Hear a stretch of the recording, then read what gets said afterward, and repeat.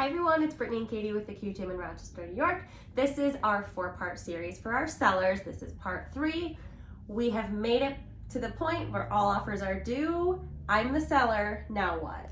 So our hope at this point is that we have received multiple offers on your house, and us as agents, we are going to collect these offers from the buyer's representation. We are going to organize these. We typically will make a spreadsheet that's going to list out all of the factors of the offer and organize them to review with you. So important key factors for the seller's purposes. Obviously, a lot of sellers are going to say, how much money are they for? But we all know that it's not always about price. There's also some other terms that are very important for everybody's individual situation. So obviously, we'll discuss price of all the offers with you.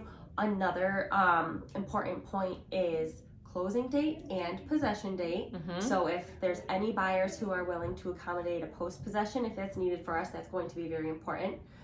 Financing. So what of these offers are conventional? How many of these offers are FHA? How many of them are cash?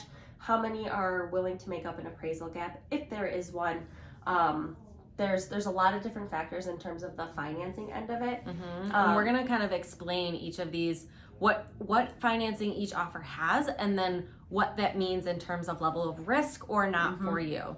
So you're not expected to understand what each of these terms and financing pieces mean for you. That's our job to explain that to you so that you fully understand what may be the most beneficial and least risky for you. And then of course, if they're willing to waive a home inspection, if they want to do one, if they have a house to sell, if they don't have a house to sell, those are the big ones. Yeah, those are the main things we're going to discuss.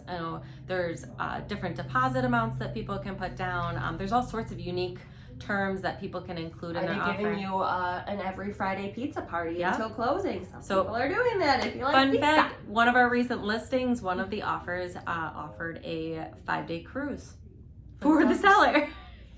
So there's crazy terms. We're going to go through all of those with you and basically determine what makes the most sense for you. Every single seller is going to have different needs, different hopes. Sometimes people, the possession, like you talked about, might be the biggest thing. They say, we don't have anywhere to go for 30 days after the close, the typical closing time frame. We need a post-possession.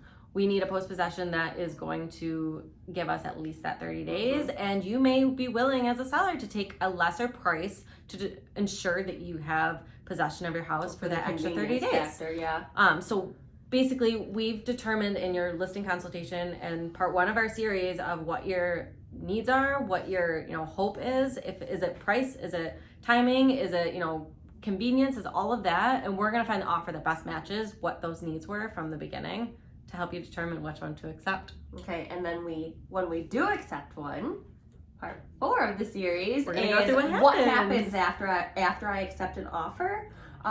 What happens in the background? Because that's something that just every seller's like, okay, now what? Right. So we'll tell you next week. Heck yeah, see you next week.